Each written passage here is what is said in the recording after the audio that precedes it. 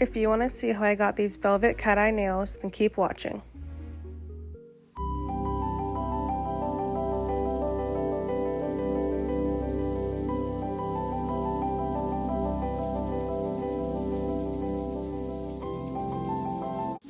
So I've already dehydrated and primed my nails, and now I'm going to go in with the Prez extension gel, and I just buffed the inside of the gel extension tip with my nail drill. I'm going to go in with more of the extension gel, and you're going to go in with a 45-degree angle and make sure you have no air bubbles, and you want to get it to where the nail line stops. And now I'm going to flash cure my gel extension with the LED light. The reason I go in with the slip layer of the Prez Extend Gel on the natural nail is so that when I put the tip on, it has somewhere to flow easily. If I didn't do the slip layer, I think it just would be more difficult, and there would be a lot of air bubbles and maybe some uneven space in the tip. So I'm going to show again. I just do a slip on the nail tip, and then I go in again at a 45-degree angle and make sure that not too much is pulling off of the free edge of the nail. So this is important with Gel X. You have to seal the cuticle. I'm using a nail drill, and what sealing the cuticle means is you're just blending in the nail tip with your natural nail to make sure that the base is thin.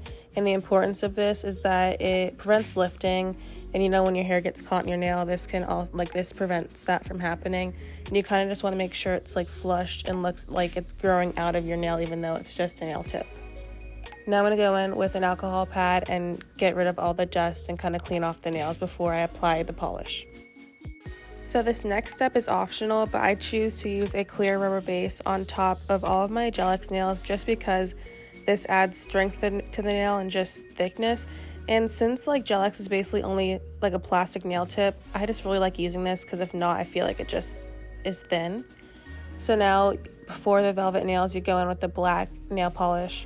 I'm using Beetles just because I feel like that's a really good brand. And the first layer of the black nail polish is always difficult and takes the most time because it determines where you're going to put that second coat. So you'll make sure the first coat is perfect, because now when I go with the second coat, it'll just be easy to cover up exactly where I put the first one. It'll just be coloring in the lines basically. So that's why the first layer is very important.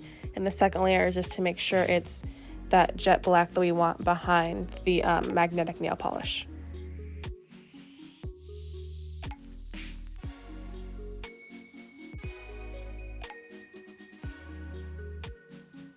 So this is the magnetic nail polish that I've chosen to use. I got it off of Amazon. So I'm going in with only one layer of this. We have to make sure it's a pigmented layer.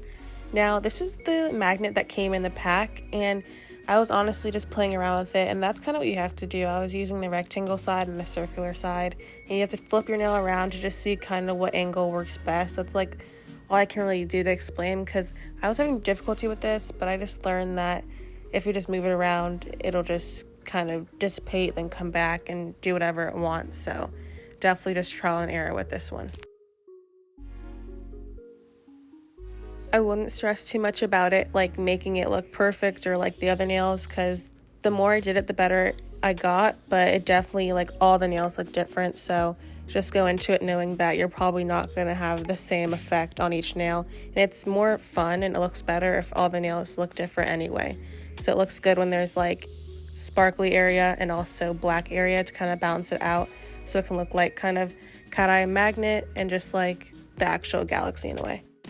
I've chosen this red jelly nail polish for this effect because I just think it looks like a red ruby slipper and it's just perfect to me, and I haven't done red nails in probably years. So I only go with one layer of this because I think if you use two it might ruin it, because you won't be able to see all the sparkle and effect that was so difficult to make. So definitely only go with one layer, because if you can see here, if I would have gone with two, it wouldn't have had that same shiny effect. So definitely only use one layer of whatever jelly nail polish you're using to create that velvet nails look.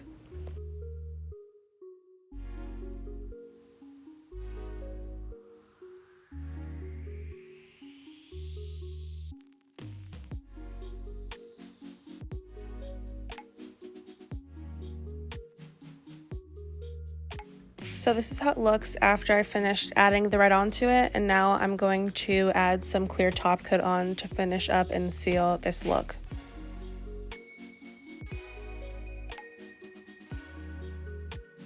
The last step of every manicure is to add some cuticle oil to just bring back just moisture into the nail, and then you're finished with the look.